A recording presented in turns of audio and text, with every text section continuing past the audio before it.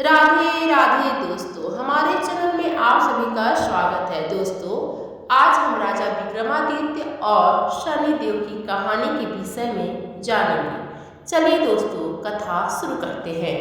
एक समय स्वर्गलोक में सबसे बड़ा कौन है के प्रश्न पर 9 ग्रहों में वाद विवाद हो गया। विवाद इतना बढ़ा कि परस्पर भयंकर युद्ध की स्थिति बन गई। निर्णय के लिए सभी देवता देवराज इंद्र के पास पहुंचे और बोले, हे देवराज, आपको निर्णय करना होगा कि हम में से सबसे बड़ा कौन है। देवताओं का प्रश्न सुनकर देवराज इंद्र उलझन में पड़ गए। इंद्र बोले, मैं इस प्रश्न का उत्तर देने में असमर्थ हूँ। हम सभी पृथ्वी लोक में उज्जैनी नगरी में राजा विक्रमादित्य के पास चलते हैं। देवराज इंद्र सहित सभी ग्रह उज्जैनी नगरी पहुंचे। महल में पहुंचकर जब देवताओं ने उनसे अपना प्रश्न पूछा तो राजा विक्रमादित्य भी कुछ देर के लिए परेशान हो उठे, क्योंकि सभी देवता अपनी अपनी शक्तियों के कारण महान थे। किसी को भी छोटा या बड़ा कह देने से उनके क्रोध के प्रकोप से भयंकर हानि पहुंच सकती थी। अचानक राजा विक्रमादित्य को एक उपाय सूझा और उन्होंने विभिन्न धातुओं स्वर्ण, चांदी, कांसा, तांबा, शीशा, रांगा, जस्ता, अभ्रक व लोहे के 9 आसन बनवाए। धातुओं के गुणों के अनुसार सभी आसनों को एक दूसरे के पीछे रखवा कर उन्होंने देवताओं को अपने अपने सिंहासन पर बैठने को कहा। देवताओं के बैठने के बाद राजा विक्रमादित्य ने कहा, आपका निर्णय तो स्वयं हो गया। जो सबसे पहले सिंहासन पर विराजमान है वही सबसे बड़ा है। राजा विक्रमादित्य के निर्णय को सुनकर शनि देवता ने सबसे पीछे आसन पर बैठने के कारण अपने को छोटा जानकर क्रोधित होकर कहा, राजा विक्रमादित्य, तुमने मुझे सबसे पीछे बैठाकर मेरा अपमान किया है। तुम मेरी शक्तियों से परिचित नहीं हो, मैं तुम्हारा सर्वनाश कर दूंगा। शनिदेव ने कहा, सूर्य एक राशि पर 1 महीने, चंद्रमा 2.25 दिन, मंगल 1.5 महीने, बुध और शुक्र 1 महीने, बृहस्पति 13 महीने रहते हैं, लेकिन मैं किसी राशि पर 7.5 वर्ष तक रहता हूँ। बड़े बड़े देवताओं को मैंने अपने प्रकोप से पीड़ित किया है। राम को 7.5 के कारण ही वन में जाकर रहना पड़ा और रावण को 7.5 के कारण ही युद्ध में मृत्यु का शिकार बनना पड़ा। राजा, अब तू मेरे भी प्रकोप से नहीं बच सकेगा। इसके बाद अन्य ग्रहों के देवताओं को प्रसन्नता के साथ चले गए, परंतु शनिदेव बड़े क्रोध के साथ वहां से विदा हुए। राजा विक्रमादित्य पहले की तरह ही न्याय करते रहे। उनके राज्य में सभी स्त्री पुरुष बहुत आनंद से जीवन यापन कर रहे थे।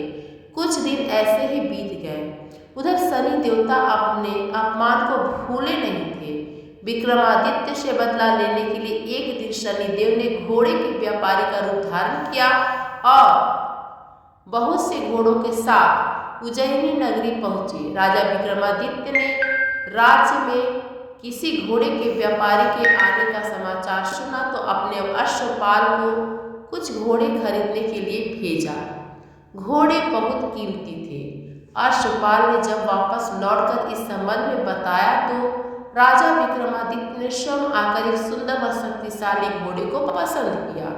घोड़े की चाल देखने के लिए राजा उस घोड़े पर सवार हुए तो वह घोड़ा बिजली की गति से दौड़ पड़ा। तेजी से दौड़ता घोड़ा राजा को दूर एक जंगल में ले गया और फिर राजा को वहां गिराकर जंगल में कहीं गायब हो गया। राजा अपने नगर को लौटने के लिए जंगल में भटकने लगा, लेकिन उन्हें लौटने का कोई रास्ता नहीं मिला। राजा को भूख प्यास लग आई। बहुत घूमने पर उसे एक चरवाहा मिला। राजा ने उससे पानी मांगा। पानी पीकर राजा ने चरवाहे को अपनी अंगूठी दे दी। फिर उससे रास्ता पूछकर वह जंगल से निकलकर पास के नगर में पहुंचा। राजा ने एक सेठ की दुकान पर बैठकर कुछ देर आराम किया। उस सेठ ने राजा से बातचीत की तो राजा ने उसे बताया कि मैं उज्जैनी नगरी से आया हूँ। राजा के कुछ देर दुकान पर बैठने से सेठ जी की बहुत बिक्री हुई। सेठ ने राजा को बहुत भाग्यवान समझा और खुश होकर उसे अपने घर भोजन के लिए ले गया। सेठ के घर में सोने का एक हार खूंटी पर लटका हुआ था। राजा को उस कमरे में छोड़कर सेठ कुछ देर के लिए बाहर गया। तभी एक आश्चर्यजनक घटना घटी। राजा के देखते देखते सोने के उस हार को खूंटी निकल गई। सेठ के कमरे में लौटकर हार को गायब देखा तो चोरी का संदेह राजा पर ही किया, क्योंकि उस कमरे में राजा ही अकेला बैठा था। सेठ ने अपने नौकरों से कहा कि इस परदेसी को रस्से से बांधकर नगर के राजा के पास ले चलो। राजा ने विक्रमादित्य से हार के बारे में पूछा तो उसने बताया कि उसके देखते ही देखते खूंटी ने हार को निकल लिया था। इस पर राजा ने क्रोधित होकर चोरी करने के अपराध में विक्रमादित्य के हाथ पांव काटने का आदेश दे दिया। राजा विक्रमादित्य के हाथ पांव काटकर उसे नगर की सड़क पर छोड़ दिया गया। कुछ दिन बाद एक तेली उसे उठाकर अपने घर ले गया और उसे अपने कोल्हू पर बैठा दिया। राजा आवाज देकर बैलों को हाँकता रहता। इस तरह तेली का बैल चलता रहता और राजा को भोजन मिलता रहा।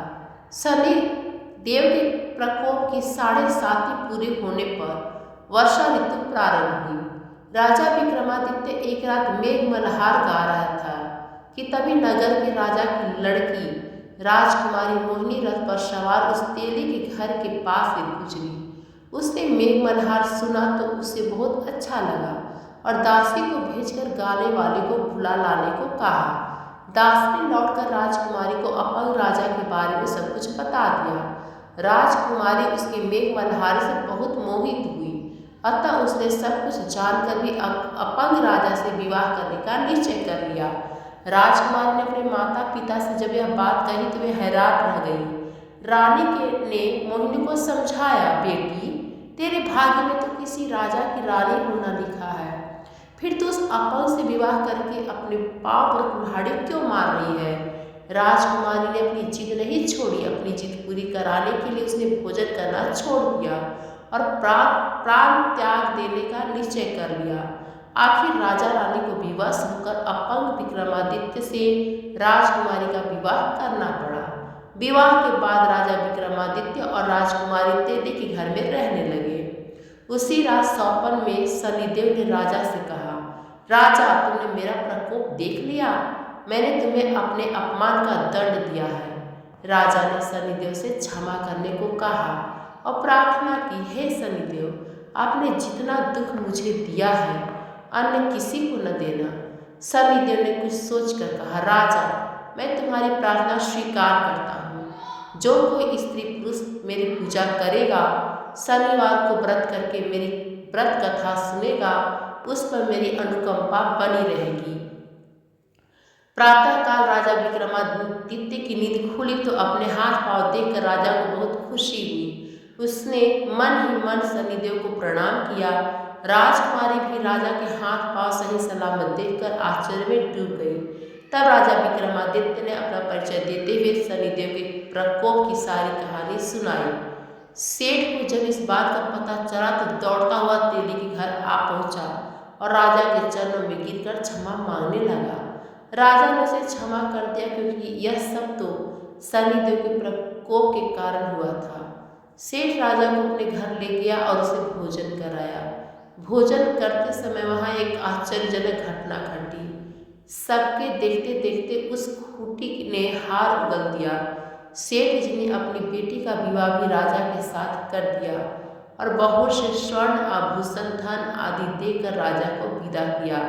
राजा विक्रमादित्य राजकुमारी मोहिनी और सेठ की बेटी के साथ उज्जैनी पहुँचे तो नगरवासियों ने हर्ष से उनका स्वागत किया। अगले दिन राजा विक्रमादित्य ने पूरे राज्य में घोषणा कराई कि शनिदेव सब देवों में सर्वश्रेष्ठ है। प्रत्येक स्त्री पुरुष शनिवार को उनका व्रत करे और व्रत कथा अवश्य सुन ले। राजा विक्रमादित्य की घोषणा से शनिदेव बहुत प्रसन्न हुए। शनिवार का व्रत करने और व्रत कथा सुनने के कारण सभी लोगों की मनोकामनाएं शनिदेव की अनुकंपा से पूरी होने लगी। सभी लोग आनंदपूर्वक रहने लगे। प्रेम से बोलो शनिदेव की जय। तो दोस्तों आप लोगों को कथा कैसी लगी? यदि पसंद आई तो हमारे चैनल को like, comment, share and subscribe अवश्य करें। धन्यवाद दोस्तों।